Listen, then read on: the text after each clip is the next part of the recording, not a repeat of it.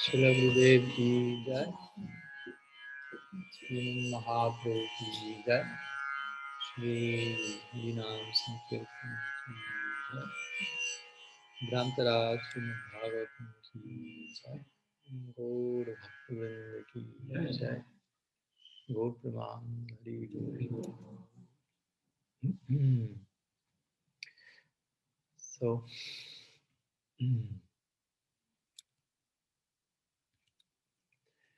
good afternoon, welcome to all of you.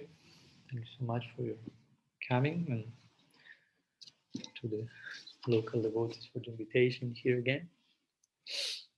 So today we are in our last meeting of this series concerning Bhagavan's prayers to his devotees, especially in the context of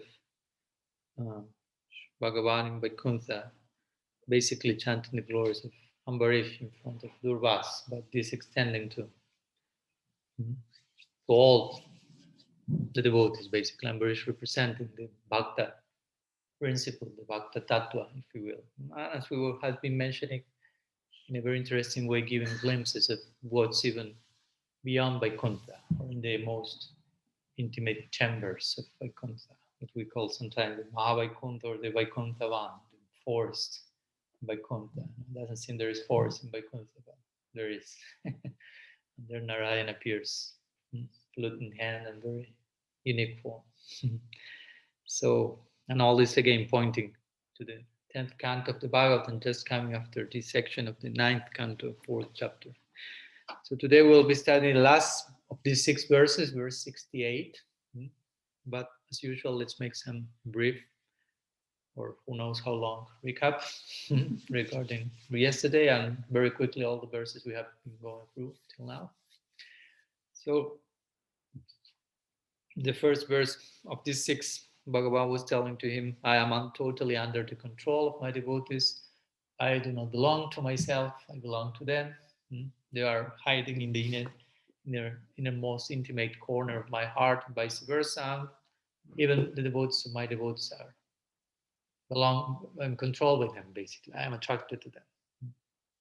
So this starts to unfold the idea of how powerful bhakti is in connection to Bhagavan, so to speak, in connection to us. Bhakti is extremely influential for Bhagavan himself. So we are not Bhagavan. So we can just start to imagine, to conceive how bhakti can affect our lives, the jivas.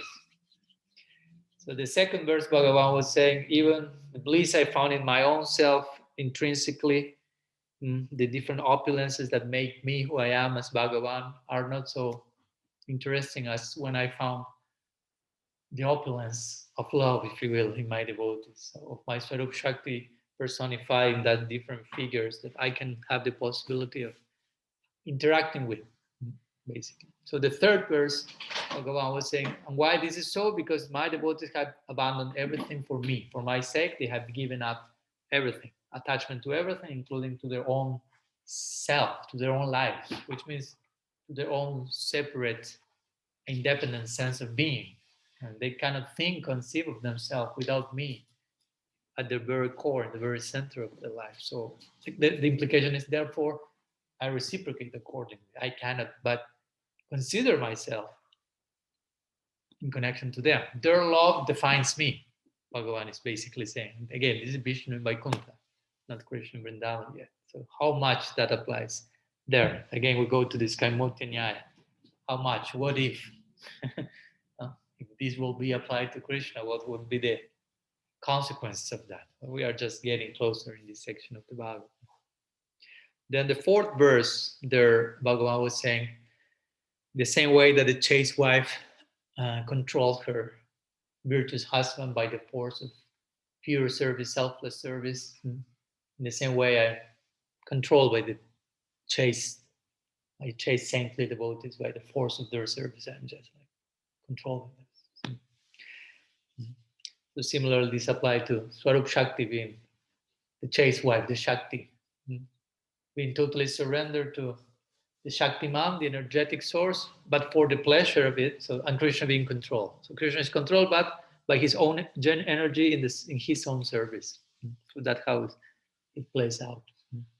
And yesterday we were studying the 5th verse, where Bhagavan would say, Matsivaya pratitam te salokyadi chatusaya nichanti sivaya punna kutunyat kalaviplutam. So my devotees, they find so much fullness in the idea of seva. Here he's not using the words sadhu or sadhava like previous word, but he's using the word seva twice.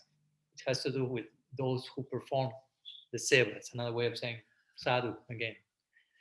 So my sevakas, they are so purna, so full in their seva to me, that they even disdain these principles of emancipation, redemption, mukti, starting with Salokya. So what to speak of Sayuja? They are not even speaking of Sayuja, but Salokya, these devotional types of mukti in Vaikuntha, they do not care for that. He is speaking these things in Vaikuntha. So he's pointing somewhere else, ideally. And what to speak of lower temporary goals beyond mukti, because mukti is an eternal achievement. It's something that you achieve and will accompany you forever. So that's a very interesting investment. Something that will take you to eternity and will remain with you forever. No fear. And he said, no, my devotees are not interested in that. So we can infer they won't be interested in anything lower than that. So yesterday we were explaining briefly that almost every sampradaya, even Vaishnava sampradaya, and what to speak other schools, they're aspiring for mukti as the ultimate converging point on everything they are doing. All the efforts already condensed, sacrifice, trying to reach that point, some form of mukti. As our Guru Maharaj was explaining the other day, on the basis of something we were speaking some weeks ago. He mentioned to me in a message and in an email, and I shared that with Suval, and then Guru Maharaj shared that same thing in one call, and I shared in one lecture. So it was pretty significant for both. The insight he came to, which was we were speaking about how different yogis or practitioners of other paths, they are investing so much energy, time, effort in order to achieve some particular goal with lots of dedication and sacrifice. And the goal is somehow or other not our goal. So we could say it's a lower goal with all respect. No? But objectively speaking, it's not so defined, so accompanied by rasa, whatever. But they may be doing much more effort and sacrifice than we may be doing. And he will say to me, well, we should do the same type of effort at least, and to try to Chetudharpana Marjanam, to clean our minds to begin with. What to speak of? And that's not our ultimate goal.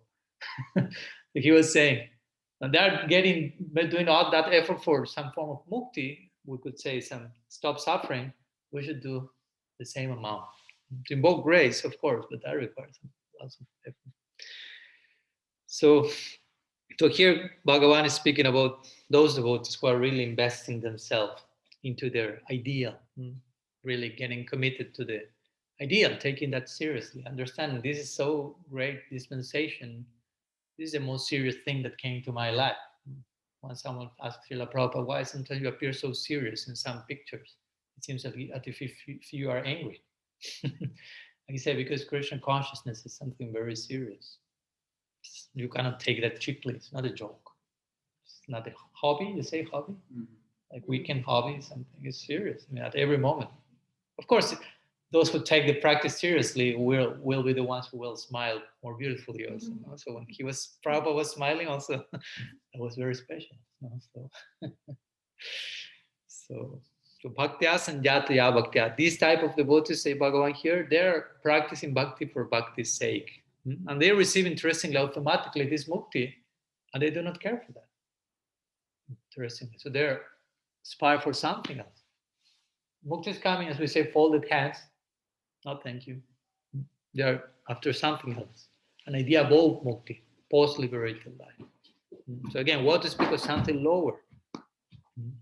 Temporary attainment. And Durvasa was personifying this temporary attainments. Or even eternal, mukti as a Brahma body, or temporary attainment, he himself taking care of his body. And Ambarish, not interested in anything of that. So some ideas we shared yesterday. So today we are arriving to our last verse. So let me read it invoke first the Sanskrit, and then we can share translation and some unfolding of that. Sadhavo, again Sadhavo. Sadhavo hridayam mayam sadunam hridayam twam nadanyatina jananti naham tibhyumanagapi. So here Bhagavan is concluding his dissertation about Bhakti and Bhakta Tattva to Durva, saying, the saintly devotees are my very heart, while I am the very heart of the saints. They do not know anything else but me, and I know nothing at all other than them.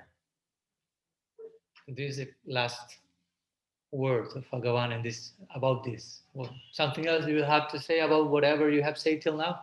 Okay, let's put it in brief, poetic, romantic terms.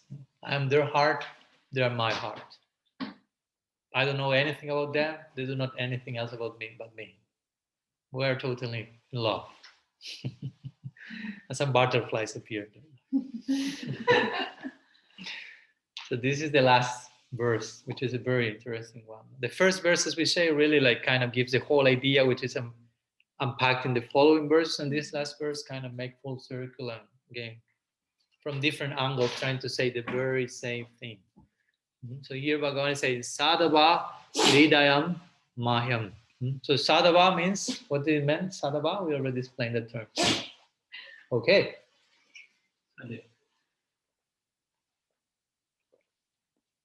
So it's a plural for the devotees, sadhus, devotees, saintly devotees. Sadhava Hridayam Mahyam. Hridayam means heart. And Mahyam means in of me. So my devotees are my heart, basically. And then he says Sadhunam Hridayam to Aham. So Sadhunam in this case means of the devotees, again Hridayam, their hearts, to indeed Aham, me. So my devotees are my heart, first line. Second line? I'm the heart of my devotees. Exactly. Just in case you didn't understand directly, indirectly, both ways, those things are there. And third line is say Mat Anyat Tena Jananti. Mat Anyat means apart from me. Anyat means other. So other than Mat, me. Te means they. Na Jananti. So na means not. And Jananti has to do with knowing. So apart from me, they do not know anything. And the last line, of course, it will say Naham Tibhyo Manaham. Na means no. Ham. Yeah, me. Tebya means than them. Manak api means, I mean, even a little fraction means managapi. So it means the same applies to me in relation to them. Even a little fraction will imply not even for a moment we can think of something else apart from each other, basically. That's the idea. I mean, there is no little interruption in that trance of love. So maybe this is the most well-known verse in this section, apart from the first one that was also pretty well known. But this is a really well-known verse, the Bhagavad. And I don't know, true falling in love is depicted here. I mean, really, because we may use the word "I fell in love." Let's see how uninterrupted is that flow. Because really, fall in love means it's like obsessive in this healthy way. Like sometimes Guru Maharaj quotes the gopis when they want to forget Krishna for a while, and they make the best effort, more than the one we are making for remembering him. And they fail similarly to us. We fail to remember him, they fail to forget him. Because they are so much in love. They say, let's forget Krishna for a while. He's giving us a good amount of headaches. Yeah. He's quite tricky, so let's give our mind a rest for a minute. Actually, they do not want. It's just like, but okay, let's try. Just want to make a point. And all of them sit in a circle like yoginis, tapasvis, or trying to think about something else, whatever, anything. That's important, interesting point. We try to think about Krishna, not about whatever. But they were trying to think about whatever, and they couldn't. It's not that, okay, I'm just thinking about Krishna, I have to think about my uncle. Only that unit, that specific direction. No, about anything except for Krishna. Not possible. They after 1 minute they look at each other. So, hmm? Hmm? Hmm? What to do? At the end, we didn't want to forget him, so no problem. So this is very nicely depicted here.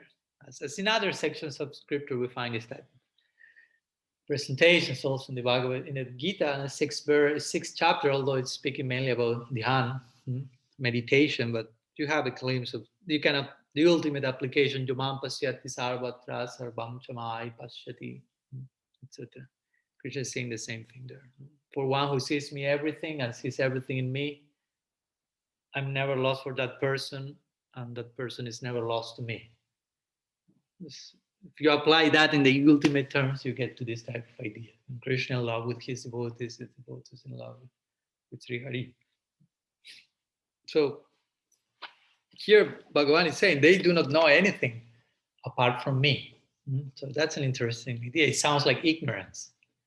They only know me, nothing else. They don't have ear for anything else. They do not have eye for anything else. All their one name of Sri Radha is Krishna Mai. She's the ultimate personification of love for Krishna. So Krishna Mai means filled with Krishna in and out. So whenever she has casts a glance, as we said the other day, Krishna, Krishna. She sees a cloud and she starts to pray, may I have wings so I can fly in the sky, embrace the cloud, because for her the cloud is Udipana for Krishna, Krishna. Tamal tree, and so on. Everything is Udipana. It's a stimulant for Krishna.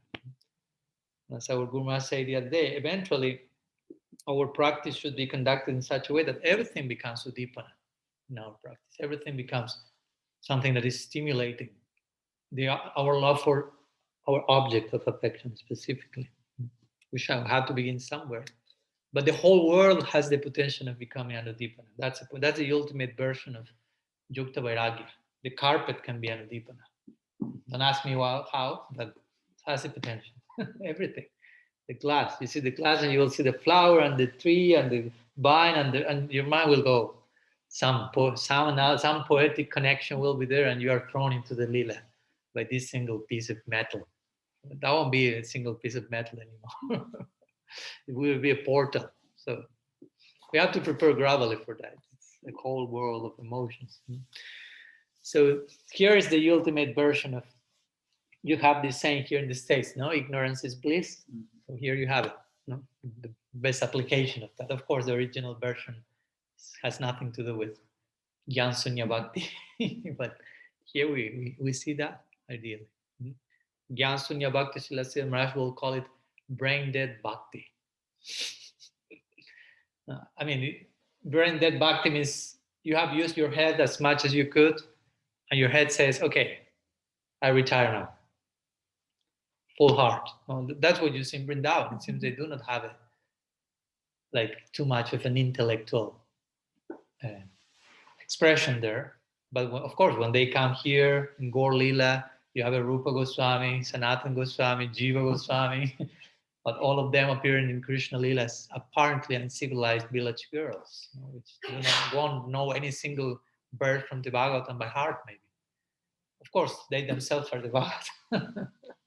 So, but ignorance is bliss. Basically, that's the idea here. I do not know anything apart from, in order to know something, you have to ignore something else. In order to pay attention in one direction, you cannot pay attention to another direction. So when we speak about attention focus, we are speaking about ignorance and distraction of something else. You follow? So that's the point here. It's not that they do not know anything. They know me, Krishna is saying, which is everything. So there's nothing outside of him, strictly speaking. So strictly speaking, they are known in the most comprehensive way. But it seems they only love me. Here's Vaikuntha Narayan speaking, but for us it's pointing somewhere else. And those are the samskars we have received. So That's the idea. And interestingly, Vrindavan, they know each other. Only Krishna knows only his devotees. The devotee only knows Krishna, and they know each other so well. Guru Maharaj points this in the Brahma Mohan Lila when Krishna advances for 1 year as each of the calves, each of the friends, to such so well he makes the expansion, if you will, that none of the cows, none of the mothers of the child recognize these are not my sons, these are not my calves. They actually feel a special attraction to them.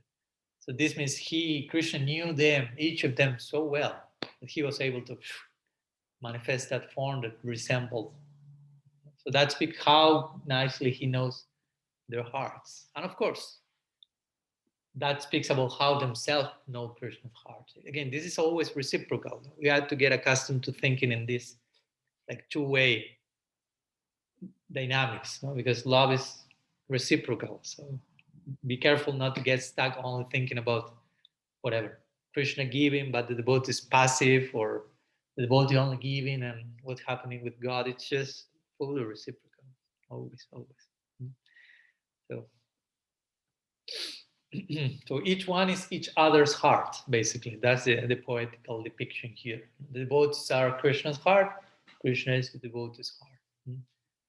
So they know each other so well. In Vrindavan, the devotees know Krishna so well, they do not have time to know him as God, even, basically.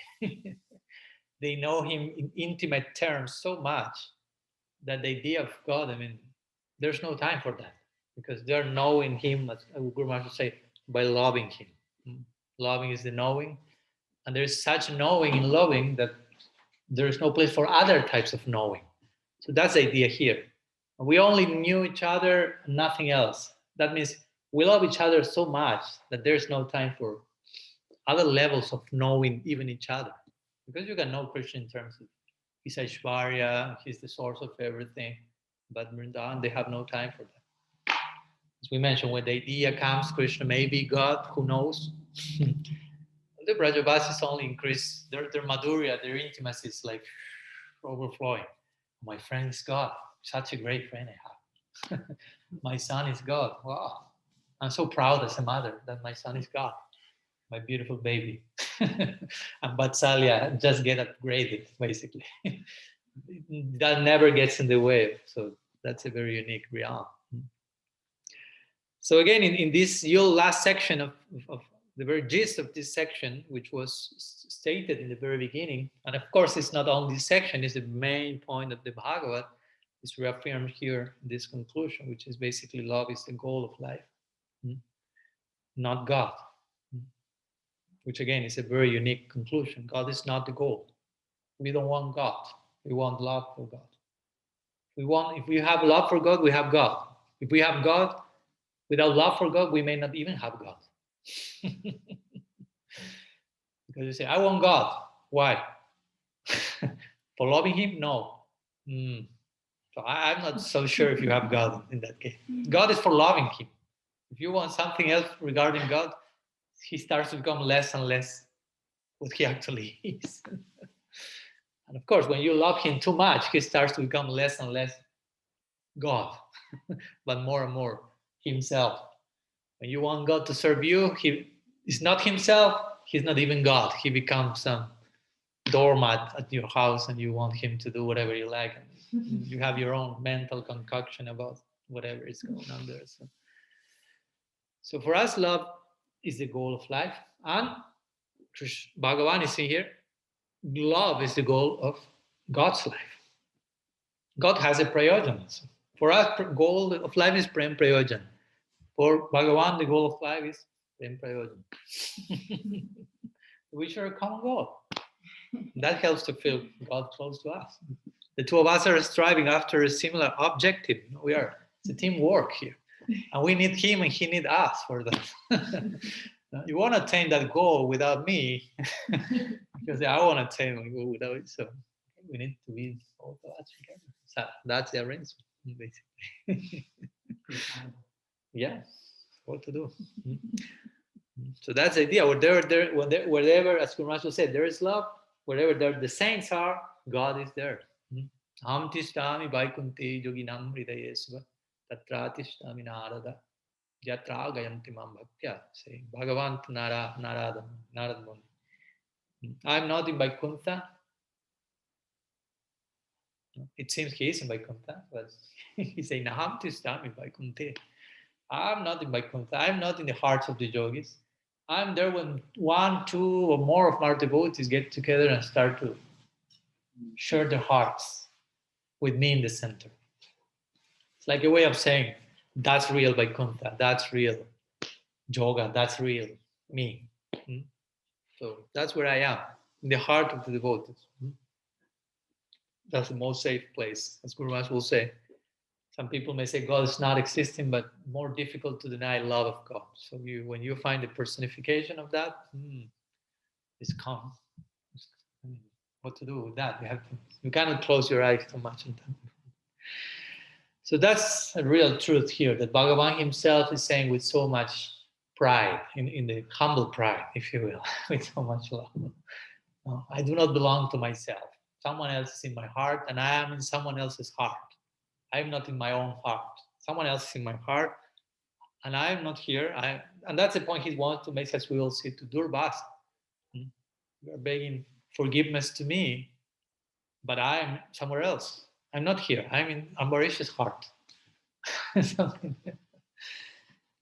So that's real true. In India, when someone is saying something that you may have heard, that they will say, if you say something that is really true, really accurate, and really nice, they will say sadhu, sadhu, sadhu.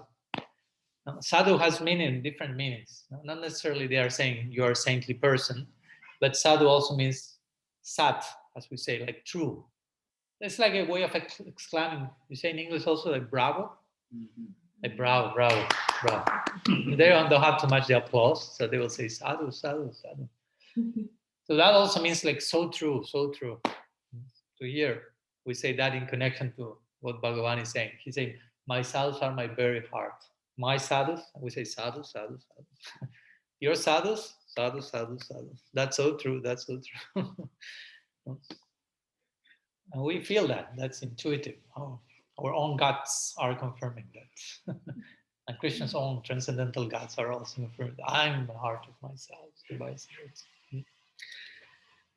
So the devotees are the very heart of Bhagavan. Bhagavan is the very heart of the devotees. So Guru Maharaj will say, even at certain point of their practice, Paramatma you start to, how to say, bid farewell to Paramatma. Because Paramatma, as we mentioned in the first class, is the manifestation of the Absolute that is mainly monitoring on this aspect of creation, Tatastha Shakti, Maya Shakti. But when you incorporate enough Swarup Shakti to be more on the other side and here, Paramatma is no longer operative. Yeah, operative. Because its function is more on the realm of Maya Shakti and Tatastha Shakti. So when Swarup Shakti is entering more and more, Paramatma starts to say goodbye, or you say goodbye to Paramatma in a very respectful way, and the Istadevi starts to be enthroned in your heart, because that's the whole idea. The famous picture of Hanuman proves that. Hanuman does not have Paramatma. We are not insulting Hanuman by saying that. We are glorifying him. You have seen this famous picture. He's like tearing apart his chest. And have you seen Paramatma there? Never. Paramatma is not there. It's that less? No. His sister Devata is there, Sitaram. So, and if you open hypothetically the chest of Ramachandra, you will see Hanuman there. We should make that picture as well.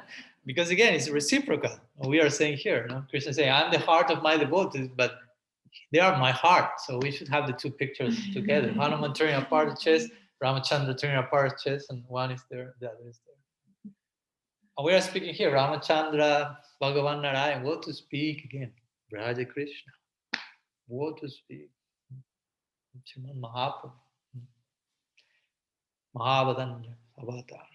So generous, so merciful, and so on. So let's share some of the insights shared by our Purvacharyas in connection to this verse, with your permission. So let's go first with the Krama Sandarbha, Srila Jiva Goswami, commenting on this verse. So very simply, it's only one line what Jiva Goswami says in Krama Sandarbha, which is very beautiful. He said, mutually, the Lord and the devotee share their hearts. End of the commentary. Try to ruminate on that. Their shared exchange of hearts. Here is mine, here's yours. Thank you so much. I close with it and I swallow the key or something like that. I put the password and I forget the number. It's okay. No chance of escaping. Sometimes poetically that's depicted like that. Krishna is depicted like a bumblebee for many reasons in many leelas. And the devotees are depicted as a lotus. So the hearts of the devotees are like lotuses, which have nectar, pollen. So the bumblebee is attracted to the aroma and the intoxicating flavor of the pollen. So the bumblebee enters the pollen, which represents the love of the devotee, the sweet, intoxicating elixir. So the bumblebee starts to drink the pollen and becomes like totally drunk. But that's Krishna, a drunk bumblebee. Someone asks you, who is your God? You can define him like that. I hope they will understand the idea. Introductory terms. Which God you worship? A black, drunk bumblebee. That was rather Annie will say, especially in the Pamar Gita. So he becomes so drunk there that the night comes and the lotus start to close. But the bumblebee didn't realize his day is night. He remains getting more and more drunk. And he's happy there. He says, oh no, I got trapped there. I want to go out. No, I don't have anything to do outside here. So he remains like that. The day comes, the lotus opens, bumblebee keeps. And similarly, the hearts of Krishna is like a lotus, and the devotees also. Each one is bumblebee to each other, if you will. And the two of them remain like locked in the lotus of their hearts and drinking the nectar of their love for each other perpetually. So again, it's poetry, but poetry is the currency in the higher realm. I mean, that's how you deal with stuff there. It's in poetry because there's nothing else to say. So again, here we are speaking about interchangeable hearts. Srila Jiva Goswami gives this analogy. They share the hearts; they're interchangeable, and that's the whole idea of bhakti. That your heart, first we have to establish nothing belongs to you, which is a basic teaching, actually, compared to this. Nothing belongs to you. Once one devotee told me that he went to see Srila Siddhar Maharaj for the first time, personally, so you can imagine such a moment. He was anticipating that for a long time, in the 80s. So he entered the room, the historical room, and the, how do you call the outside part? Veranda. So he entered that, he already knew that section from the videos and he wanted to be. So he fall in Dandava Pranam to the feet of Srila Siddhar Maharaj. Srila Siddhar Maharaj said, what does belong, what's yours? What's yours? Like, what does it belong to you? What's yours? That was the welcome words. It was not, hello, how are you? What's your name? Where are you coming from? Well, what's yours? So the devotee was like, what I'm supposed to say here. And similar to when Prabhupada said to Guru Maharaj, you're a woman and so beautiful. So he thought, what I'm supposed to say here, he's testing me. So I should say something. The correct thing is what the devotee was not expecting that welcome. So what's yours? And the devotee was unable to reply. And Srila Srinivas insisted, what's yours? And Srila Srinivas realized he's not able to reply. So he said, close your eyes. Close your eyes. So then Srila Srinivas asked their king, what do you see? So what the devotee replied? What do you see with eyes closed? Nothing. I wanted nothing. Thank you. So Srila Srinivas replied, that's yours. So that was the beginning filter introductory for having exchange with someone like Srila Siddhar Maharaj. If you want to take advantage of his fatah, first you have to have certain things in place. That's, again, preliminary preparation. Nothing is yours. Then we go to the point, nothing belongs to me. On top of that, I do not belong to me. That's an interesting point. So the question is, the real question is not what does belong to me, but who I belong to. So here in this verse, this is being clearly depicted. Krishna himself, Bhagavan, is saying who he belongs to. And of course, he's also sharing who the devotees belong to. So each of them do not possess themselves. Krishna does not possess himself. The devotees do not possess themselves, but they are possessed by each other, by the strength of love. As we say, they do not want to control each other, but they end up doing so by the nature of love. Actually, love is controlling both, basically, the strength of love. Also in his Paramatma Sandarbha, Srila Jiva Goswami, since we are speaking about Srila Jiva Goswami, he's saying the Paramatma Sandarbha that in this verse negates the opinion that Bhagavan lacks self-satisfaction. Because someone may say, okay, Bhagavan is, again, looking for joy somewhere with his devotees. That means he's not self-satisfied. But again, the point is, no, he does not lack self-satisfaction because he only finds joy with the devotees, which represent the personification of his own intrinsic potency. So he's not going, strictly speaking, outside of himself. He obtains full satisfaction through his internal potency, through his own heart. Described here as his devotees. In other words, Krishna's heart, Bhagavan's heart, is made of bhakti. Bhagavan's heart is made of bhaktas. Bhagavan's heart is made of Swarup Shakti, whatever, however you may like to call it. That's his heart made of. So the next question is, what's our heart made of now? And how it should be altered and transformed into the same quality, the spiritual qualities.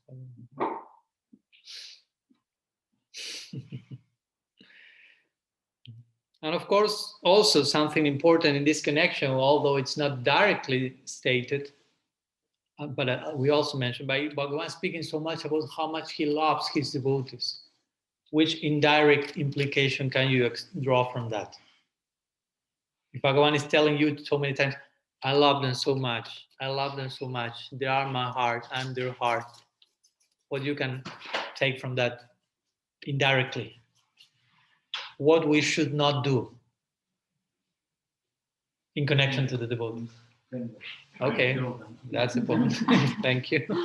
So that's why this section also is very famous in connection to instructing us regarding Vaishnava Aparadha. Indirectly, Bhagavan say, I love them so much. If you really catch the idea, you will conclude, okay, they are so special for him, the worst thing I can do is abuse them, basically, because I'm abusing Bhagavan's own heart, basically. So this section is also mainly instructing us on the gravity, you say, of Vaishnava Aparadha, which is another main lesson in this section that will prevent us from accessing higher realms. If you really embrace Vaishnava Aparadha, there is no real entrance. And this is not like paranoia or fear-based thing, like you are not, because you can take that as a tool for going crazy, basically. Even you yourself, without saying that to any other one. I'm offending, it's not for that. No? But there is a place for caution. So directly, indirectly, the same point is made here. So because of that, offenses to the devotees are so serious. It's important to understand when the scriptures speak very heavily about aparadha, why it's saying that. And here it is clear why.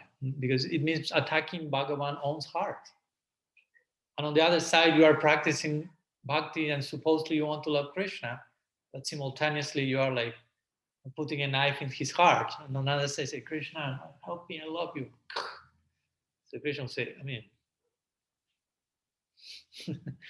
too much of a contradiction there. You have to really be more. Mad elephant, Harimata is compared by Vaishnava for the mad elephant dynamics. No?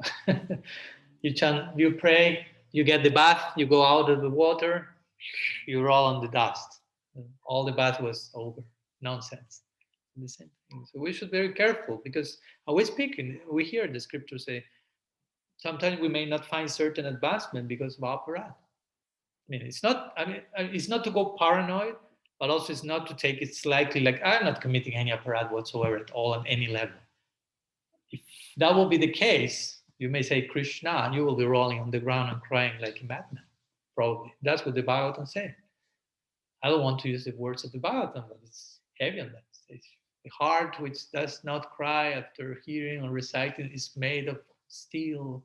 Steel, is it? Iron, and due to offense the heart.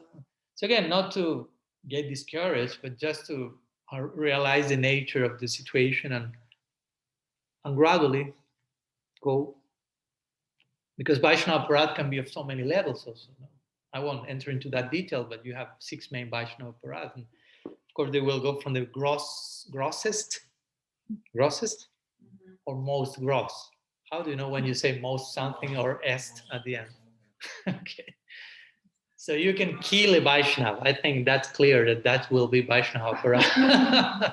You behead a Vaishnava. Or you can abuse a Vaishnava verbally. Again, Vaishnava Aparat. You can attack physically a Vaishnava. You can think ill about the Vaishnava. So more subtle, from killing and physical violence, verbal, mental. Or also, let's go to something more subtle. You may not just be happy while seeing a Vaishnava. That's also considered a form of course, there are levels of aparat. It's not the same. I'm not so happy I killed him. That degrees. But you may not be, you may say, I have not killed any Vaishnava Maharaj, so there is no offense. But sometimes you may not be very happy that you see some Vaishnava, especially those that are challenging for your present situation. So, and you may maybe just judging the person because of that thing that makes you uncomfortable, and forgetting that there is a Vaishnava side to that person, and it's work in progress. And eventually the other relative side will be transcended, but you may be just judging that person for that thing that is kicking out you off of the comfort zone. So that's aparat, basically. You limit the person to, you are that thing that I don't like. I won't go into those details, but it's important to really, and not go neurotic, but also do not be like the 3 monkeys, blind, deaf, and be open to the possibility I may have to refine my approach in some cases and so on. Let's go to Srila Prabhupada's purport to this, where he says some very interesting things. In this connection,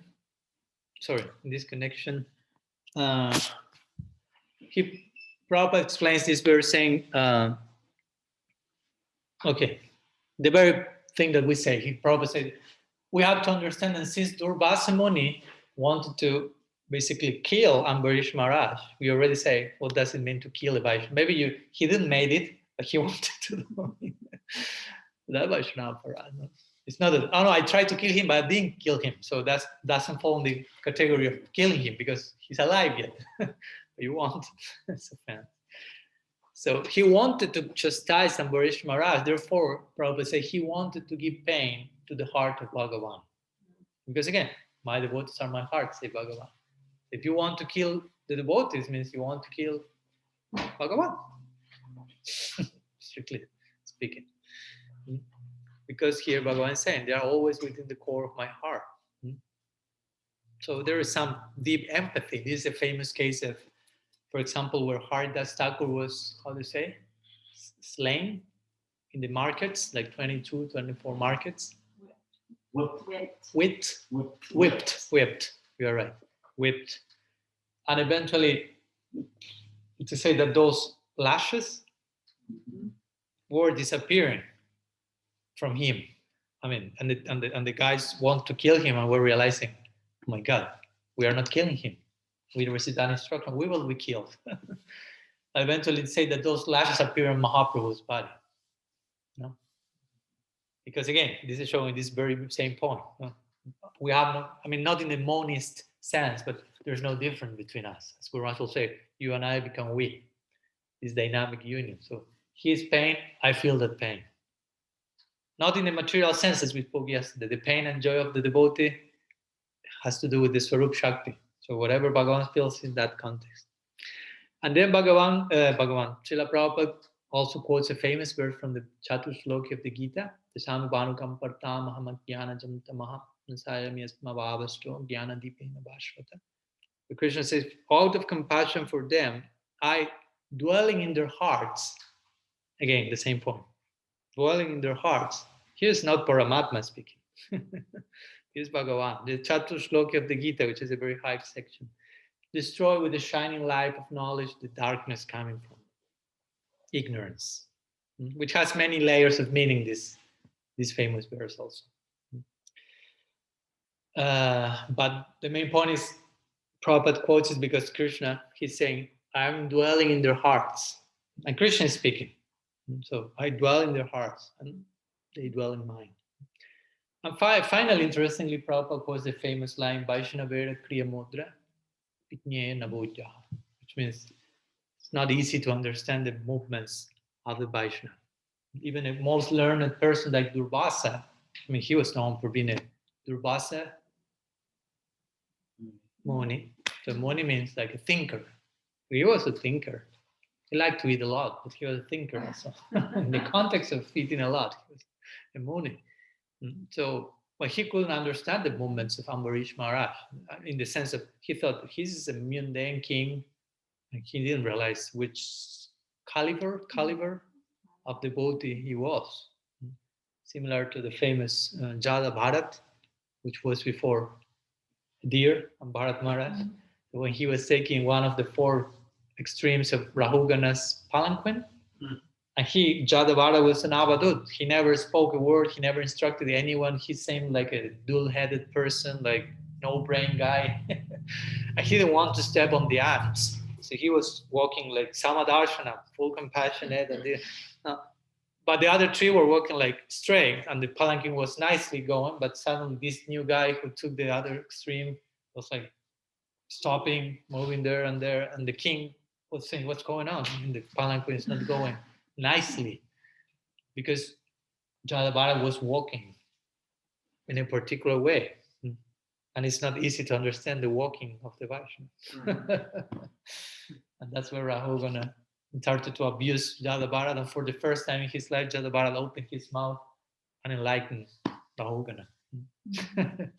Interesting to say that Rahugana was the deer to which Shadavarata got attached to. So now in this afterlife, after they met each other in that particular dynamic, he was carrying the deer, not in his lap like as Jadavarata, but on the palanquin as the king. So the point is here that not even someone learned as Durvasa was not able to understand the movements of someone like Ambarish. So what to speak about understand the movements of someone like the Brajavasis, which seem more overtly like a prakrita, like seems like mundane, but it's super transcendental or something like that. And Prabhupada concludes his purport saying, a Vaishnava knows his own business. Whatever he does is precisely right because he's always guided by the Supreme Personality of God. So he knows his business. He cannot make a mistake in that sense. He fully surrendered. This is the famous example where Srila Siddhar Maharaj, you may know, Guru Maharaj quotes this example often. There was some installation on one deity and Prabhupada Bhaktisiddhanta was late for the meeting, and different mandataries of the government, people from the government and so on, were waiting, and devotees and sadhus. And the devotees asked what to do to Srila Siddhar Maharaj. So he said, we can conduct the ceremony ourselves.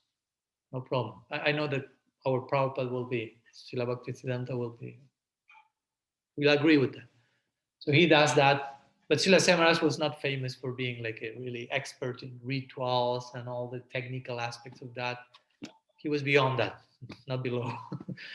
So eventually the deity ceremony came, Bhaktisiddhanta Saraswati came, everything finished nicely. And one devotee said to Srila Prabhupada Bhaktisiddhanta eventually, well, the devotee who did the ceremony, the pram pratishtha, the pram pratishtha and all that, didn't follow the exact protocol how to do that and this mantra and that mudra.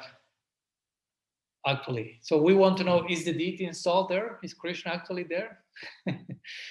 Prabhupada Bhaktisiddhanta asked. He didn't ask what mistake did he make. He said, who was the devotee? He was not interested in saying which was the mudra that was wrong, if you will, which mantra was mispronounced. He wanted to know who was the so-called mistaken one. You tell me who is, and I will tell you if he was mistaken or not. They say, Srila Maharaj, a surrendered person can never make any mistake, he said. Next topic.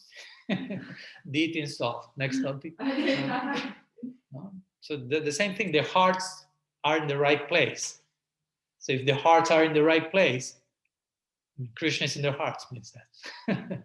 So if they're inviting Krishna to reside here and there, Krishna is already in their heart's in the right place. Krishna will agree to be there for sure. So let's go to Vishwanath Chakravarti Thakur's commentary. That's very interesting. Bhagavan keeps smashing Durvasa Muni through Vishwanath Chakravarti Thakur.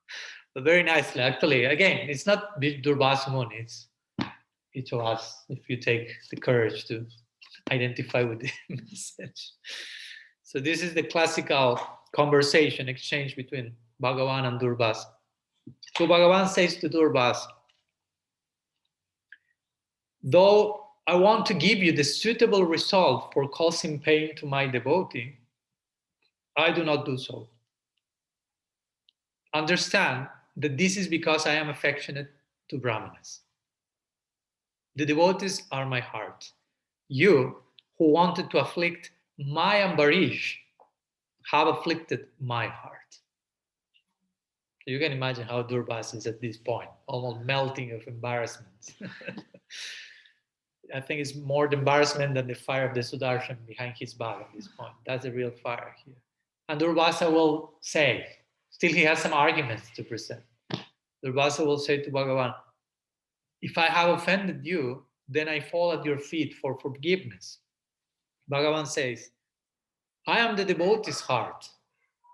When the devotee's heart is pleased, I am pleased. Go to Ambarish and please him. Now, like, you are trying to please me, but I am in my devotee's heart. Go there. You don't have nothing to do here in Vaikuntha. Go back to the place we left before, the beginning, in the earth. Go to Ambarish.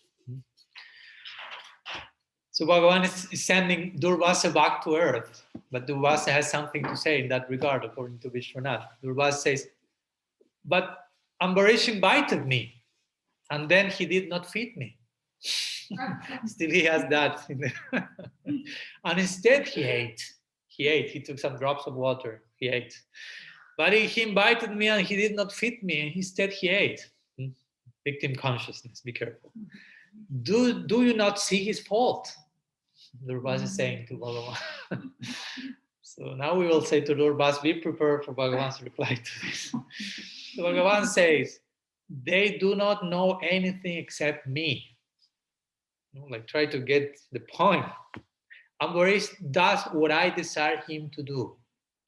Therefore, I ask you, and please reply, between a Brahmana and a Dwadasi, remember that Ambarish was breaking Dwadasi when he took the, between a Brahmana and a Dwadasi, which is more respectable as Dharma?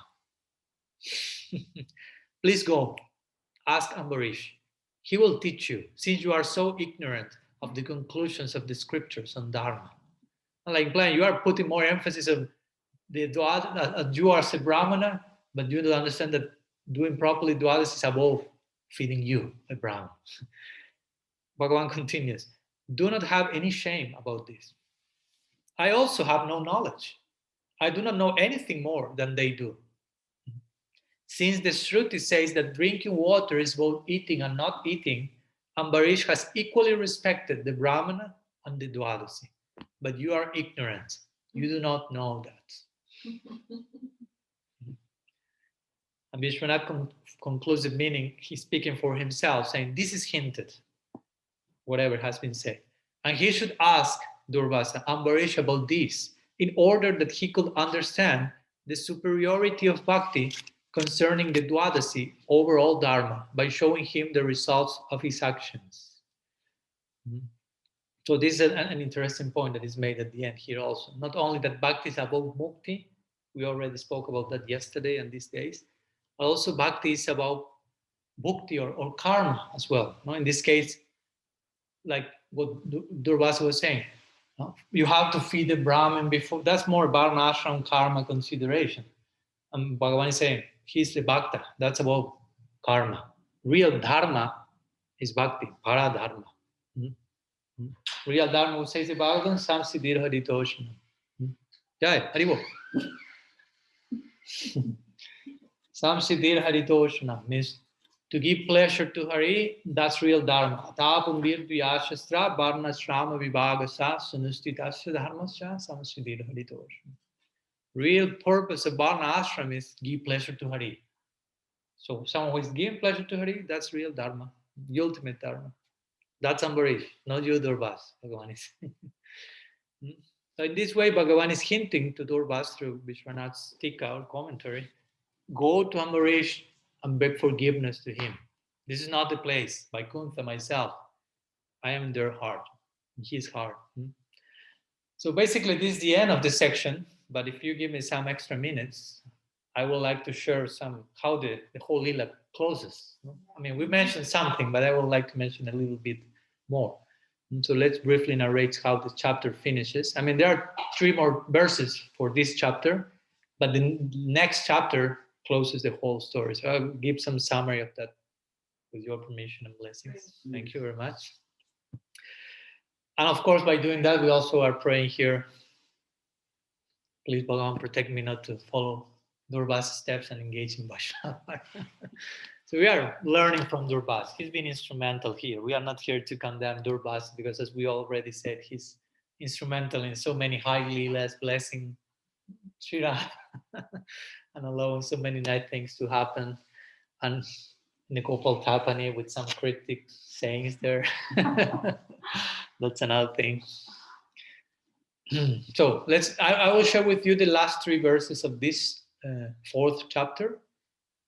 I will read them directly because these are the last words. After these 6 famous verses, now comes the 3 more verses spoken by Bhagavan to Durvasa, directing him to Ambarish.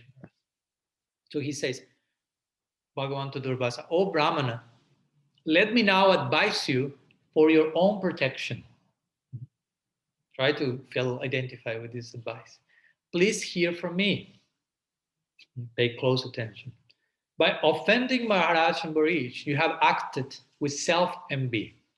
Therefore, you should go to him immediately without a moment's delay. I mean, you can say immediately and that's enough, but no, without a moment's delay. There's nothing more important than solving that. I mean, all the other things are not a priority. One's so-called prowess, when employed against the devotee, certainly harms he who employs it. Thus, it is the subject, not the object, who is harmed. You follow? You may abuse a devotee, but the devotee is not harmed. The abuser is harmed, actually. For a Brahmana, like Durvas, austerity and learning are certainly auspicious, but when acquired by a person who is not gentle, such austerity and learning are most dangerous. So it's like a, how to say, blade razor's edge, like you can do both things. Prabhupada say that also. With Krishna consciousness, you can have a nice shaving, or you can just cut all your face like a razor's edge, something like that. So similar here. So austerity learning, nice, especially for Brahmanas, but if you as a Brahmana are not very loving and gentle, that's most dangerous.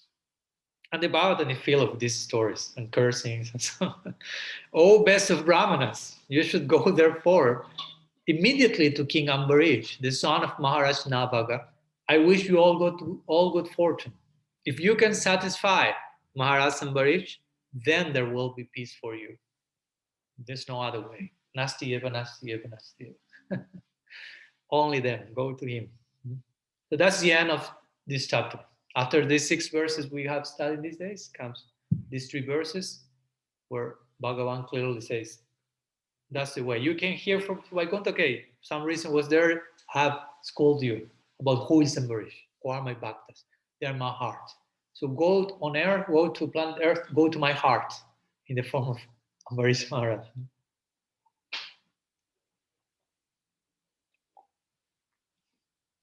You have a seat, Gaurangi? Yeah. You are waiting for, okay.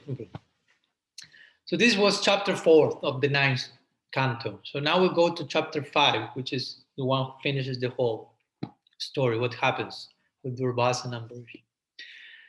So of course I will make some brief. No, never that brief, but some brief summary. So Durvasa at this point obeys. Now he's ready to go back to earth, where Ambarish was still folded hands waiting, basically. But again, it's to say the Bhagavatam, still he didn't beg forgiveness from Ambarish. So the Sudarshan Chakra started to chase again after Durvasa, his journey back to earth. So he went quickly to earth and the Sudarshan started again activating behind Durvasa.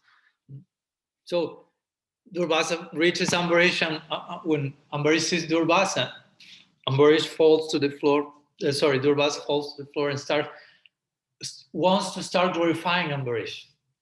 And in his devotional humility, Ambarish feels embarrassed, like someone glorifying me. What's this? So immediately he starts to glorify Sudarshan Chakra to counteract his glorification. Amani namanadin. I don't want respect. I only want to give respect. We should be so much engaged in giving respect that we don't have time to receive respect. There's no space that respect will enter to us because we are too much covering all the bases, offering respect. So that's Ambarish Maharaj. Durvasa wanted to offer respect. He started Ambarish immediately to glorify Sri Chakra, which was trying to pacify the chakra, which was about to reduce Ambarish to ashes, Durvasa to ashes. So Ambarish felt himself unworthy. He starts to pray to glorify the chakra like the upholder of all bhakti dharma. And that's the idea of the chakra here. He's protecting the ones who carry that flag of the bhakti dharma, like Ambarish. Someone is attacking them, chakra will come. Chakra will come. Sometimes Nrsimhadev is also mentioned like he's like a manifestation of the chakra of Bhagavan. You can imagine why. So at that point, in these prayers, there are many verses with the prayers. I won't recite them, but very nice verses of Ambarish praying to Sudarshan Chakra.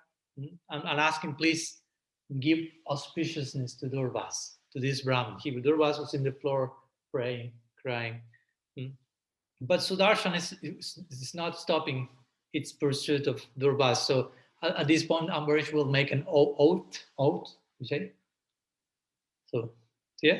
Okay. Promesa. Yeah. Thank you. She will help me if I don't get the word. Spanish, English. So let me read the verse in this case. This is the 10th verse of the 5th canto. So Ambarish say, if our family has given charity to the proper persons, if we have performed sacrifices, if we have properly carried out our occupational duties, and if we have sheltered brahmanas, may this brahmana, Durvasa, be freed from the burning caused by the Sudarshan. But he said that the Sudarshan disregarded his first oath. He was quite enraged yet. He wanted to do something about it. So Ambarish made a second oath, a second prayer, a stronger one. So he said, if the one Supreme Lord, the reservoir of all transcendental qualities, is pleased with us, since he has love for all beings as his very self, may this Brahmana be freed from the pain of being burned. So after this prayer, finally, Sudarshan Chakra was pacified, finally.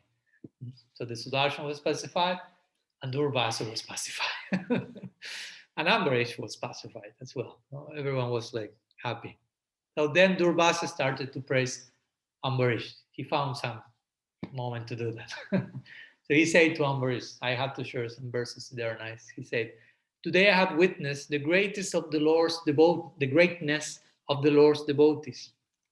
For although I desired your bad fortune, you have prayed for my good fortune. What mercy is impossible for those devotees to give, and what offense is impossible for them to overlook?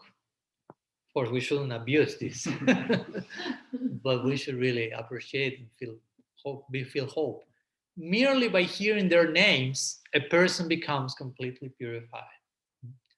So when you find those long sections in the Chaitanya Charitamrita, the Srimad Bhagavatam, which is whole chapters only with names of devotees, you'll say, "Oh, this is so boring. Let's go to some more entertaining sections." And you do not. You have to go through each of those names. Guru Maharaj emphasizes that many times.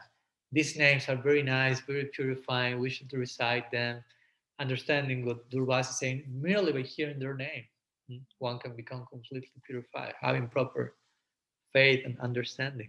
So not to underestimate those sections. There's no purpose about this chapter. We can just make a new edition of the Bhagavatam. Very important. So Durvasa was saying this very nice point. What's impossible for them to give us mercy? Nothing. They can give all mercy, like implying, I want to kill you, and you are now praying for my protection. I mean, it's like crazy. It's too much love. I mean, I want to kill you, and you are praying for me to be saved. And I want the exact opposite for you. So, but that's something that happens when someone really has love in his or her heart. You will be praying, like Christ praying, oh, please, Father, forgive them. They do not know what they are doing. They're like, shh, shh. You cannot imitate that for sure. But we should know that's the ideal to attain, to have such love that, as you say the other day, there are no enemies. Love your enemies, as we said the other day. That's a real challenge. Not love your friends. That's very easy. So Durvasa is glorifying Ambarish, and in reply to Durvasa's words, Ambarish falls at the feet of Durvasa with full humility, and finally he does what he wanted so much to do, which is to feed Durvasa Muni. That was the whole beginning of this lila. And Durvasa came, and Ambarish wanted to feed him, but Durvasa went to the Jamuna, fell in samadhi, never came back, and all this interesting thing. Again, Durvasa is instrumental for all this to happen. If Durvasa won't get mad after Ambarish, we don't have these beautiful prayers of the Durvasa Muni ki jai. So finally, Ambarish has the chance of feeding Durvasa Muni. That was the original plan. And it is said that during that time that Durvasa wanted to kill Ambarish, and Ambarish had only taken some few drops of water. Till now, Ambarish didn't take any prasad. And how long did it pass? Bhagavatam says 1 year. 1 year. Because of course, remember, Durvasa fled from earth, went to this planet, that planet, Brahmaloka. One moment in Brahmaloka is quite a while here. Vaikuntha Loka, return 1 earthly year. 1 earthly year, it is said that Ambarish Maharaj only had taken those few drops of water, and he was waiting for Durvasa to come back so he could feed the Brahmin. He didn't want to break his vow. At first, I have to feed the guest. Atiti Devo Bhavam. So he feeds Durvasa. Durvasa is fully satisfied, eating quite enough as usual. And at one point, Durvasa asks Ambarish, please, you eat something also. So it is said that Ambarish Maharaj takes the remnants of Durvasa Muni. Again, every single detail is really, the person some minutes ago wanted to kill him. He prayed for his protection. He's a Brahmin. I venerate him. I will take his Mahaprasad, if you will. I'm so lowly, fallen, and so on. And it is said about, and at any moment, Ambarish thought, by my own power, all this happened, and the Sudarshan activated, and all this was the power and the mercy of Bhagavan. I'm nobody here. That was the constant experience of Ambarish. That's real humility, as Sanatana Goswami says. We have Bhagavatamrita. You have everything, but you feel you have nothing. Again, it's difficult. It's different that if you have nothing and you feel you have nothing, I mean, that's a fact. But if you have all virtues and you feel yourself, no, it's not because you have some emotional dysfunction, but you have real humility in this case. So let me share some brief words written by Vishwanath Chakravarti Thakur, which depicts Durvasa's conclusion of this whole section we have been seeing here. So according to Vishwanath, Durvasa said, if one happens to see a devotee due to the arising of bhakti caused by actions of the devotee, then those events will give mercy to the brahmanas having austerity and knowledge. Remember, Durvasa is saying that. There is no other way, Nastyev. I am the example of that, Durvasa says. If I did not have intelligence to accept the hospitality of Ambarish, how could I become saved?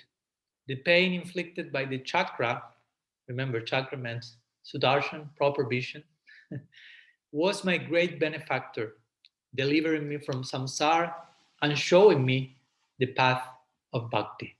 So Durvasa is shown. On one side, Sudarshan cleaned me from samsara, and on top of cleaning me from samsara, which will be like mukti, she showed me the path of bhakti, the bhakti mark, which is post-liberated status. So it is said that after this, Durvasa is fully satisfied with Ambarish, and he takes permission from Ambarish Maharaj to live. And he lives continuously glorifying Ambarish. Durvasa is living and just doing kirtan, chanting the glories of Ambarish. And Vishwanath says in his purport to this section, he said that Durvasa went from there to Brahmalok to speak to his friends who had realized Brahman about his own deliverance, Durvasa's deliverance, about the great influence of bhakti and the devotees and the Lord, who is controlled by the devotees. So Durvasa couldn't contain. After having that experience, he just ran to Brahmalok and started to share.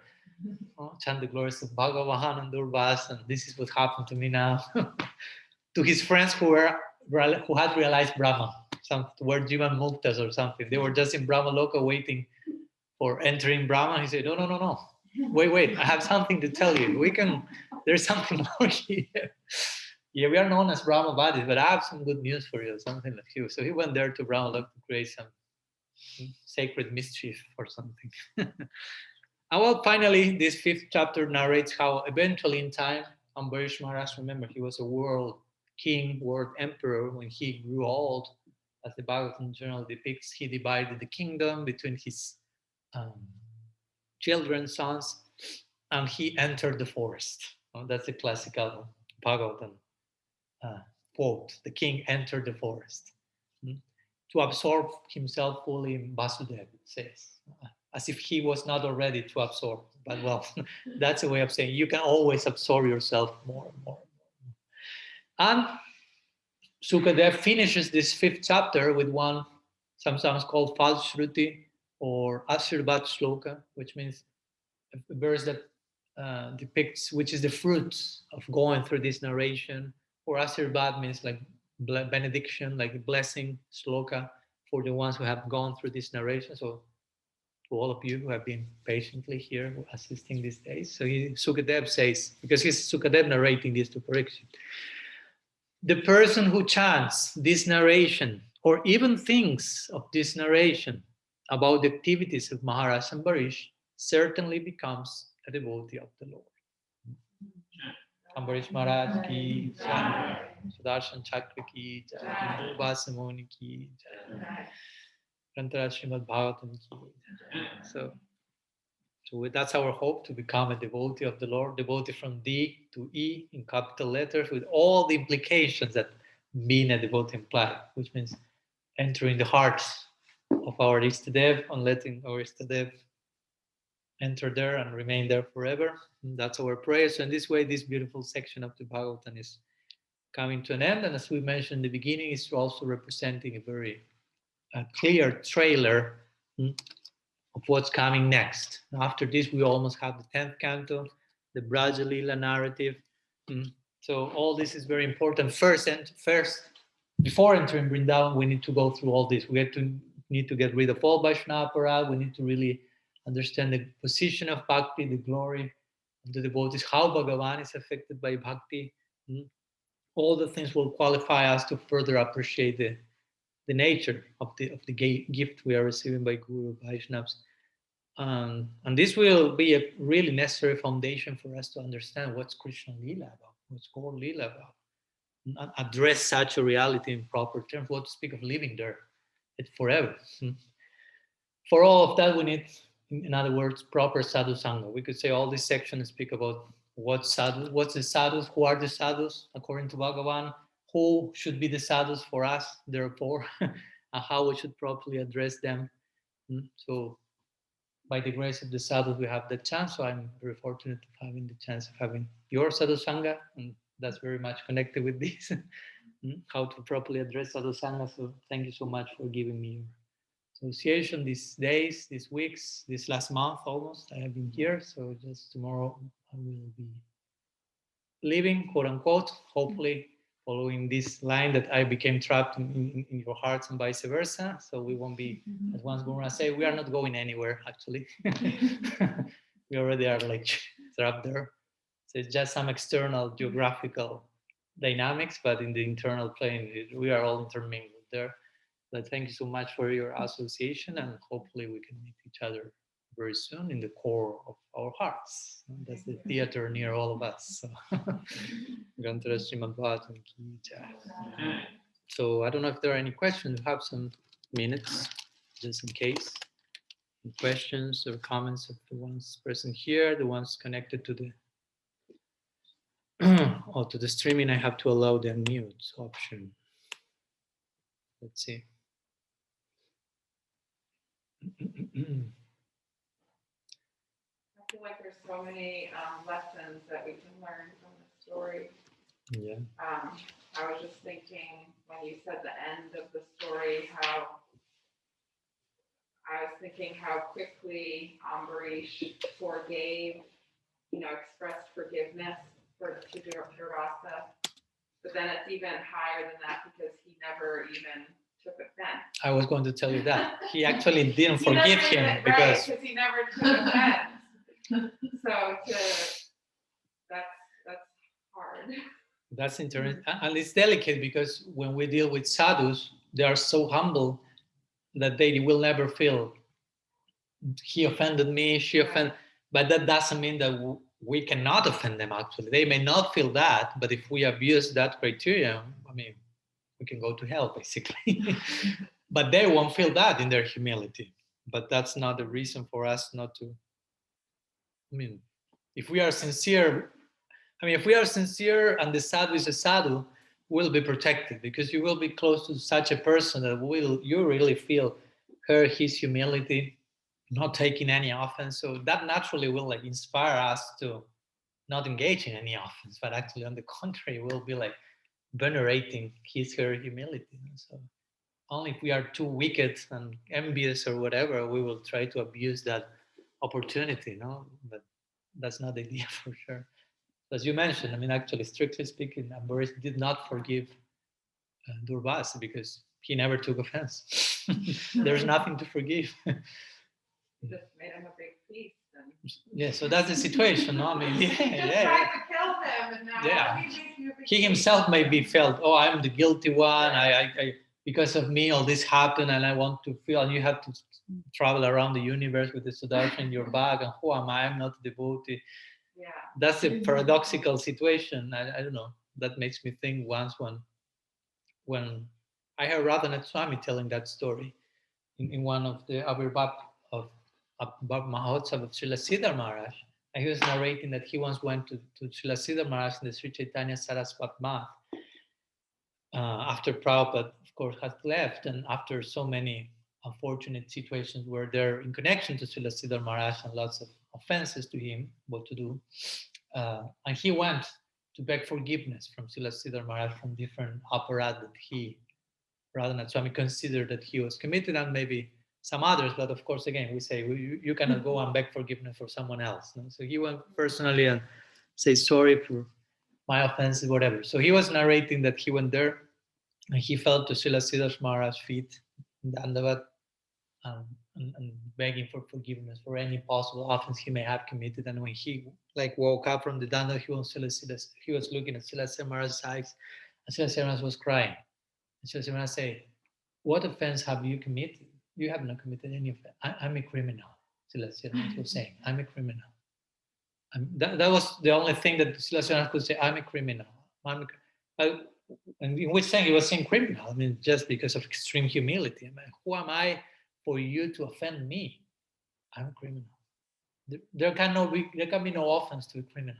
So he didn't even say I forgive you. He didn't say I'm a criminal, like implying.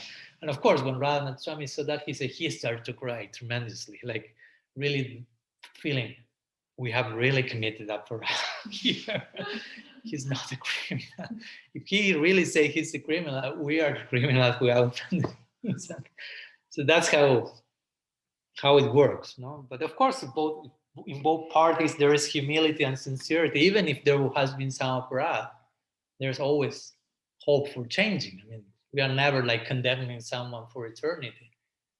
But if the aparat is there, it's important to point that, not to again look for guilty people, but just to help the person to really realize. If you don't realize that, that really can take you I don't know where. But yeah. So I do have a question about Vaishnava Parad, and you spoke about it so much today, and I loved the definition of sadhu that you gave us last week. Just thinking more about finding people like that. So I'm wondering how we balance the worry of Vaishnava Parad with also the discriminating mind of trying to find truly advanced devotees. Because what happens when you find someone who is a sadhu to some degree, but maybe is not embodying the qualities of a sadhu, or is maybe having not integrity or duplicitous nature, but yet they are still I feel like you must still think, I have to still think that they're pleasing Krishna in the way that they are. Mm-hmm. But there's also, I feel like we have to be somewhat discriminating to find the people that nurture us and inspire us. And sometimes we can encounter devotees who might be hurtful or might be showing qualities that aren't sadhu-like. Mm-hmm. So how do we have that balance of not, I have some ideas, but I'd like to hear your thoughts. Yeah, I'm sure you have the proper ideas about how to deal with that, but yes, we can share some words. Well, I will say to begin with that, of course, we shouldn't think in terms of black and white, in the sense of devotees, non-devotees. There are levels of devotees. Of course, a neophyte won't be able to accommodate that. And we are not blaming the neophyte. As we always say, most of us have been neophytes. Hopefully we are not, but we may need to be yet, whatever, each case. All of us needs to be neophyte. All of us needs to be babies, breastfed babies. The problem is not to be a neophyte. The problem is to remain a neophyte when it's almost already time to go to the next stage. That's when aparat can come. But my point is, there are so many degrees of devotees, so we shouldn't think in terms of, for example, you say, oh, that devotee is pleasing Krishna. Yes, but there are degrees of pleasing Krishna. To say there are degrees of devotees is the same thing to say there are degrees of pleasing Krishna. It's not black or white. There are karmis, demons, they are against Bhagavan, and they are the same to devotees. And what in between? To begin with our own case. Because as our Guru Maharaj will say, if you are sincere, you for sure you will feel, I'm not just pure, you'll see that great Paramahamsa Mahabhagavat, but I also don't feel that I am a demon that is against Bhagavan. At least not by my own merit, but by grace. By my own merit, for sure, my case. But by grace, something has come that is had thrown some ideal that is like totally transforming my life, but still work in progress. So as we are in that, so my first point is we are in that in between situation. So when we look at others and we feel, okay, they are devotees, but I see other things, again, we should remind, I'm one of those. I am devotee by the grace of the devotees, not by my merit, but at the same time, I'm still there. There is a non-devotee living with me, if you will. There's someone else there, not like the angel and the devil, if you will. No, still, no, we may have gone through the initiation process, and externally we are, but internally there are so many non-devotional currents still going on, sounding there and this and that, and not only internally, sometimes externally we may do some nonsense that hopefully there's no devotee around to see me doing that. No? First, you will be sure I have no tilak. I will put some not sika, put some cap here and sound like a scarf, no kantimala. And you're like that walking, and some devotee, how are you, Prabhu? So long. I'm like, oh my God, again. And Krishna will say, you don't escape so easily. This says in Vaishnava etiquette, to say you should behave as if your guru is always present in front of you. So sometimes we want to trick ourselves, our own mind. Now nobody's looking.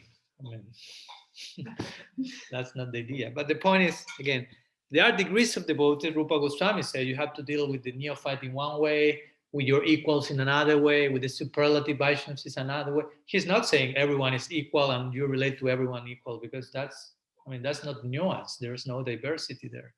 So it's realistic. There are levels of devotees, but he says, to the junior, you act with compassion, like nourishing.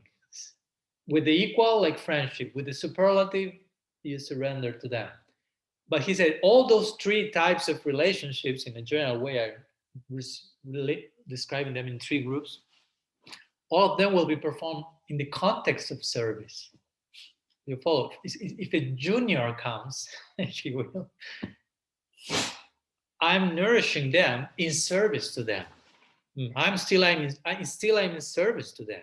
It's not because they are my junior they should serve me. No.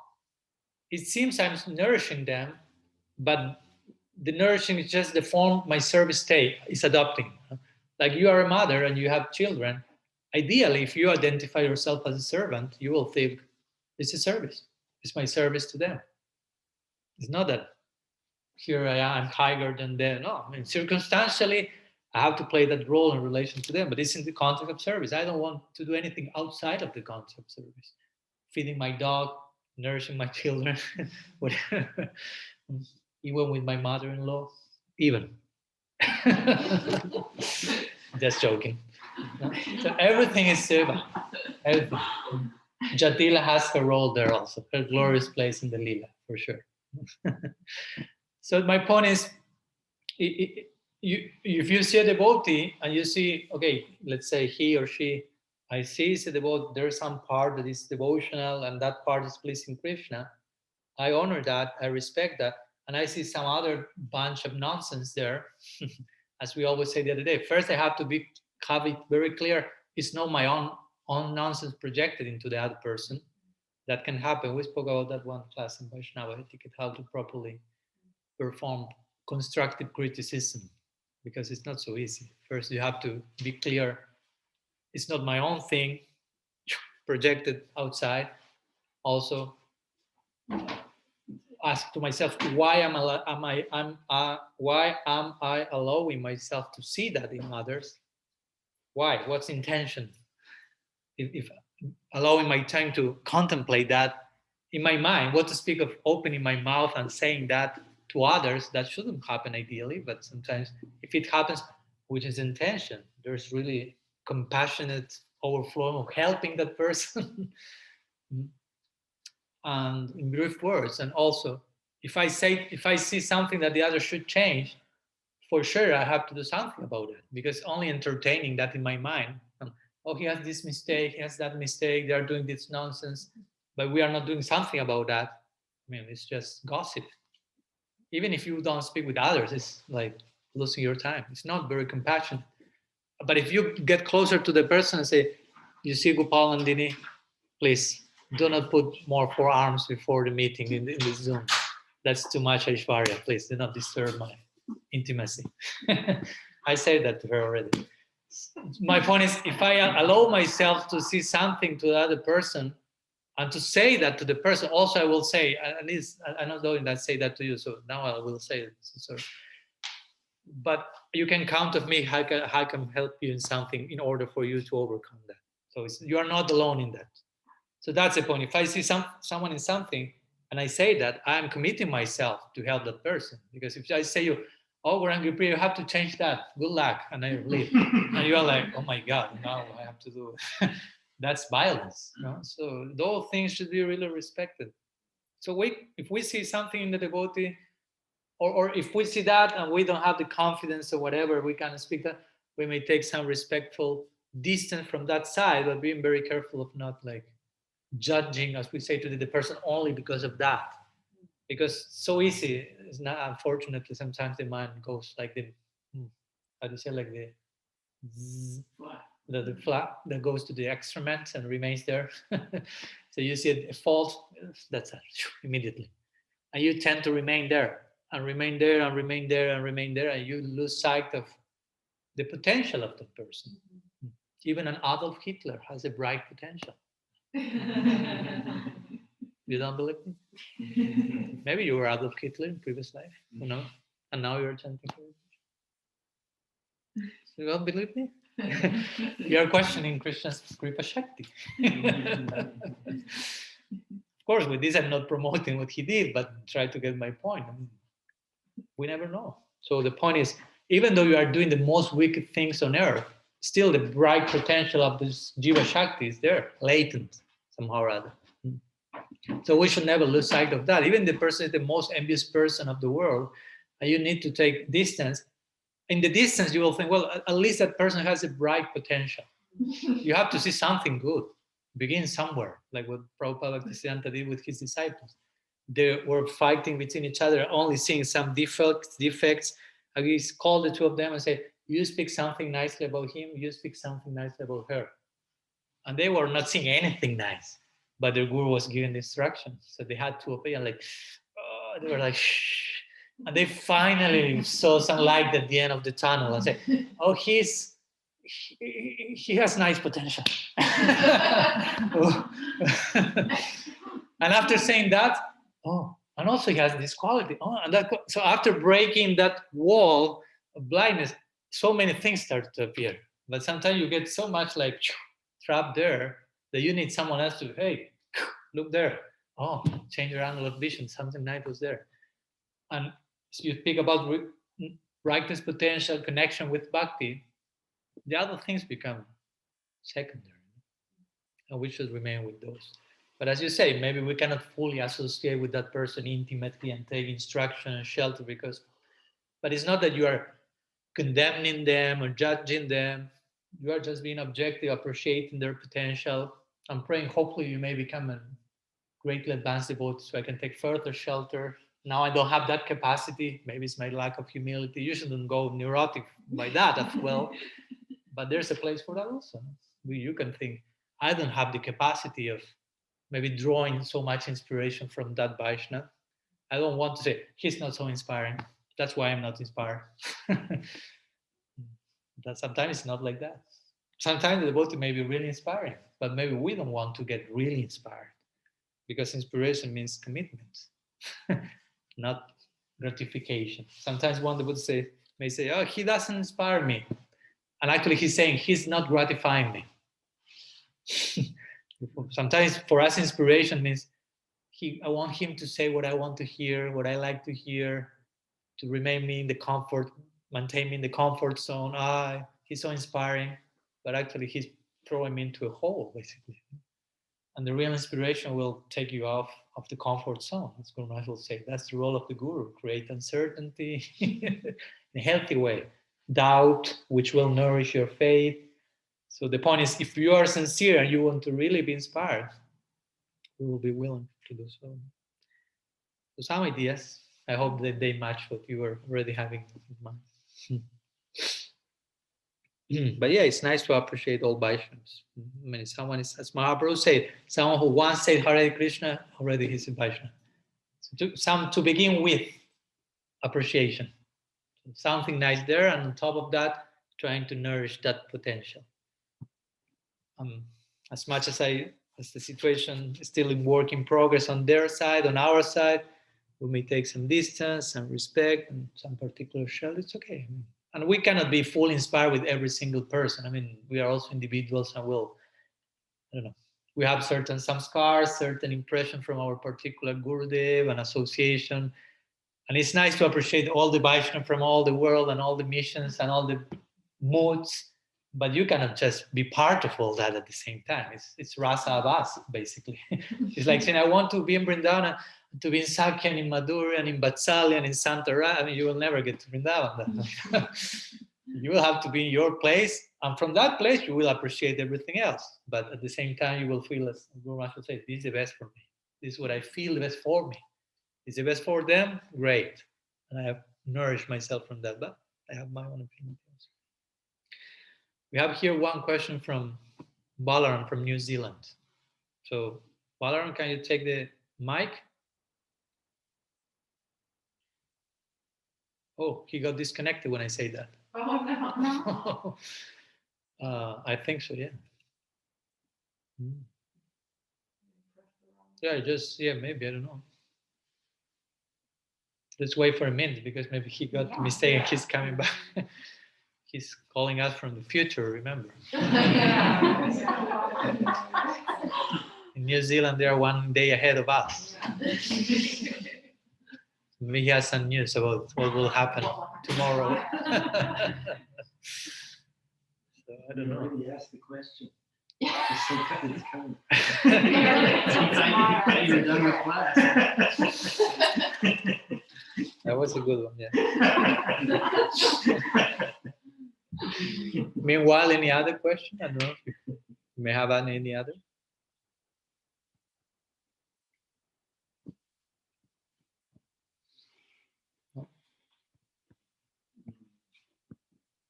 There's Balaram again. Balaram, we are waiting for your question.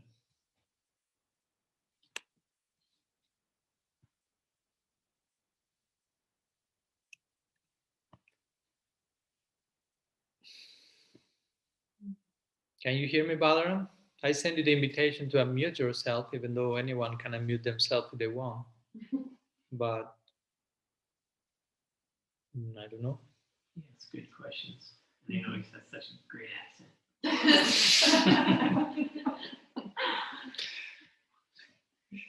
Do not judge a Vaishnava for the accent. Even positively. One of his great qualities.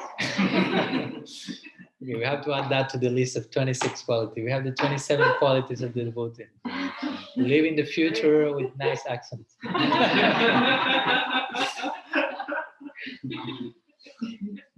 So Balaram, are you there? I don't know if you can hear me. Hi, there you are. Please speak. Now Oh yes, can you hear me? Now We were. I can hear you. Yes. Can you hear me? Can you hear me okay now? I don't know if you can hear me. Oh, I think my internet's no good. I can hear you. Can you hear me now? Always. Sorry, my internet is not very good. Yeah, I can hear you. I wrote you in the chat. Just make the question, even though you cannot hear me.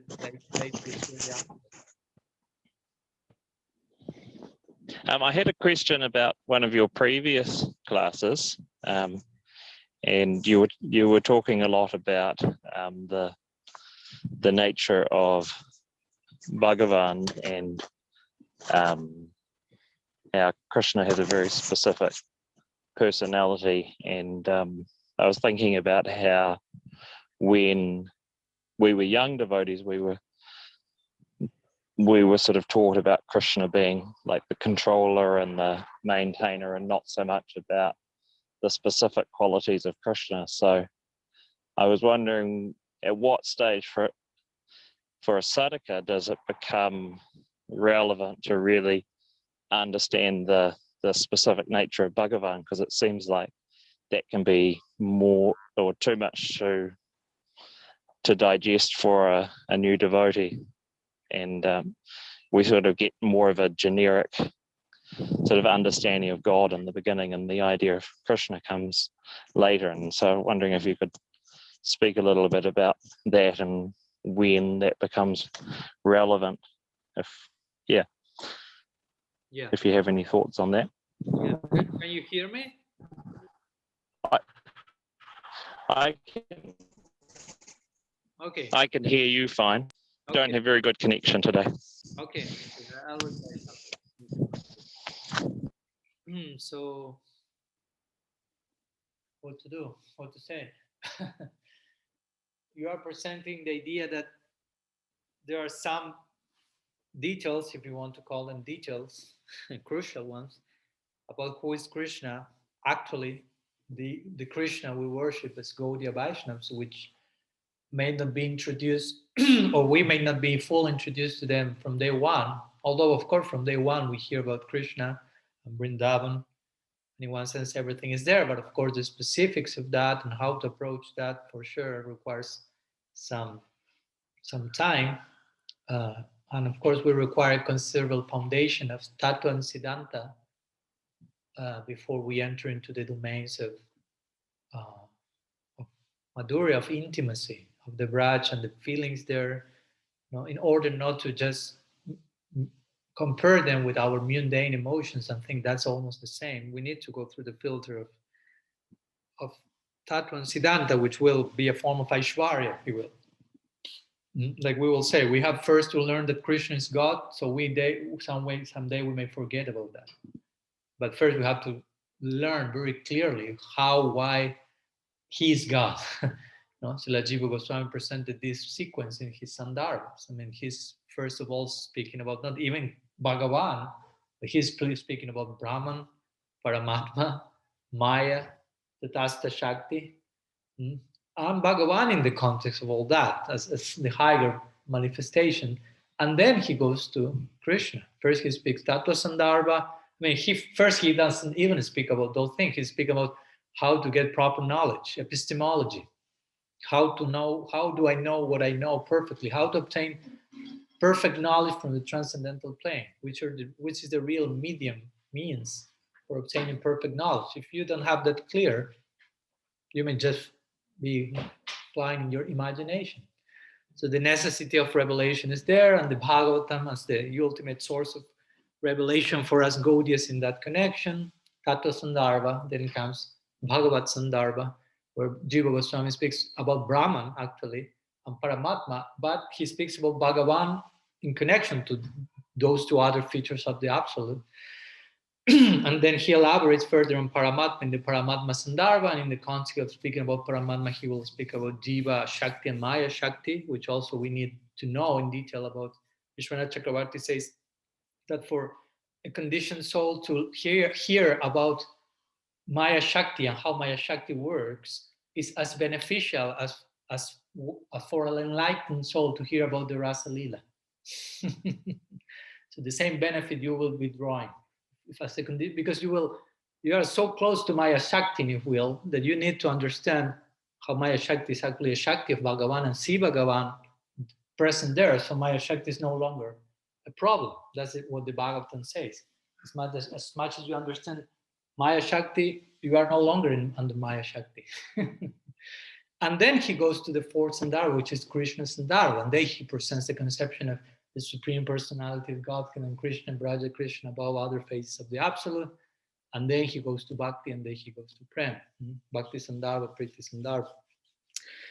So that said, of course, there are different levels of devotees and some devotee may have acquired all that Siddhanta in the previous life. And this life is like very quickly, like, so you realize, okay, there has been maybe some previous culture here. So not everyone needs to go exactly through the same chapters during the same time. It's not just like the same formula for every single individual. But I will say that because your question was more like in which stage we start to get more acquainted with these details that speak more about who Krishna really is in the Leela, our relationship with him and so on. Well, I will say that there is no a fixed answer to that. Why? Because it will depend a lot on the association you have and on the samskars you have. Because you may get some particular association, even of Gaudiya Vaishnavas, who may not be so interested into that degree of intimacy, who may have an affinity for speaking about Krishna and Vrindavan, but not with that level of intimacy. There are sections in Golok Vrindavan. Vishwanath Chakravarti Thakur speaks about that in the Ragavarma Chandrika. He says, for example, if you are a Gaudiya Vaishnava, you are worshipping Radha and Krishna, but in your practice, which has to do with mainly Raga Marg, we are part of the Raga Marg. That's an important point altogether. I won't elaborate on that, but Vaidhi Marg, Raga Marg, Ajata Ruchi, Raga Bhakti, and all these elements. But in the beginning, we are not probably fully Raga Bhaktas. We are not just driven by taste and lowliam and sacred greed for following to the footsteps of the Brajavasis. Generally, we need some other rules, regulations, and based on what the scripture is saying. But if eventually in your practice, you don't let the Raga Marg, if you will, take precedence, and you become attached to certain Vaidhi level of that, and you don't leave that at any point of your advancement. I mean, you can keep advancing, but you are not letting the Vaidhi section go. Eventually, when you attain even Prem, you will go to a different section in Golok Vrindavan, where, for example, there is knowledge that Krishna is Bhagavan in Vrindavan, where Radha and Krishna are not in Parakiya, but they are in Swakiya, they're married, and you are serving them in that particular connection. Vishwanath Chakravarti Thakur mentions that in Ragavarma Chandrika. Sorry, that's the meaning, that's the purport to Bhakti Rasamrita Sindhu. But in Ragavarma Chandrika speaks something similar. So my point with this is, you may be in a particular Sangha, which the nature of the association there is that you will be never introduced to, let's say, the deeper level of intimacy. So you may even reach to the stages of Rucha, Sakti, Bhava Prem, which is certain, let's say, Aishvaric conception of Krishna. And you may have an affinity for that. I'm not saying, I mean, you should condemn that. It's because in that association, that's the best thing for you. For example, you have the Brahma Samhita. That's a book about Tattva, and it's a very nice book. But also the Brahma is presenting that conception, which is the main line of almost every verse in the Brahma Samhita. The last. Which means? Supreme controller. Adi Purusha. Do you think that someone in our Vrindavan will say to Krishna, Adi Purusha? Oh, Supreme Controller. No, nobody's saying that. Brahma is saying that. So that implies there is a place for that. It's not that Brahma is this deviated by saying that he's creating an apasampradaya. No, there is a place for that. Of course, I'm not saying that Brahma, because as we know, Brahma eventually won't take Sakya Rasa and he received some introduction. But at one point, he prayed to Govinda with that admixture, you say, of Aishwarya. So he said Govinda, which is he was speaking to Krishna, and Govinda speaks about Krishna in Vrindavan. But he said Adi Purusha. So it seems Rasavasa, but it's not Rasavasa. There is a place for that. There is no place for Rasavasa in eternity, but in this case, there is a place for it. So my point is, you can be totally advanced, but with that particular conception. And you can be just starting the process, but receive a particular Sangha, which will introduce relatively quickly to the ultimate intimate idea of Krishna and Braj. But again, it will depend if this is your first lifetime in practice or not. If you really are starting in this lifetime, for sure you will require some introduction to that. You cannot just be thrown into the intimacy of the Braja Lila and understand it all and already be a member there. Something, certain things needs to be in place for not to make a whole disaster with that in your own mind. And again, if you are already advanced, you may be more able to deal with those details. And one thing is to deal with that information theoretically. Another thing is to incorporate that in your own practice and to develop a whole. So I will say that all those things may start from the beginning in one point. I mean, if you connect to Sampradaya, which is really vibrating in that intimacy, you will start hearing that Harikatha, and you may have some idea, okay, that's the goal, but still you yourself are in another situation, so you are not so much involved. But as much as you get purified, you start to get some nishta, for example, will be on a stage with you are really hearing that type of kata, and you are thinking about that deeply, and your intellect is absorbed in that. Still, there is no like ruchi, asakti. So whatever all these stages represent, they will be applied to, in this case, to this type of intimacy. So, but that can begin from day one on one level, and starts to unfold gradually every single stage. But again, it depends on the association. If you don't have that association, you may have even prem, and that won't happen. And or you may come with other samskars. I know devotees who have joined the Gaudiya Sampradaya and have become disciples of, I don't know, Srila Prabhupada. So they started receiving some samskars from Braja Bhakti from day one. But after decades, they found I have an affinity for Vaikuntha Bhakti. So also that may, of course, each case may be different, but in many cases, maybe there have some scar from previous lives, or who knows, in the way something happened, different cases. So it's something that also we cannot just give one answer universally, and that will work for everyone. But I hope that helps, Balaram. I don't know if you have heard the question, or if there is any follow-up to that.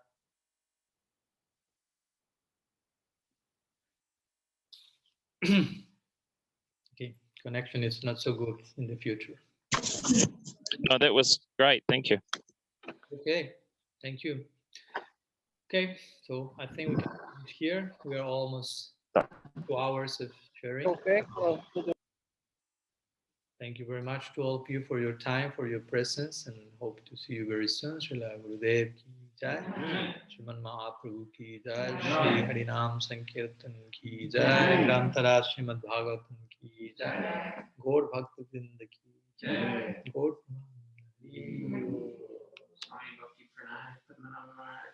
Panchakalpatarubhyascha kripa sindubhyev cha patitanam pavanebhyo vaishnavebhyo namo namaha.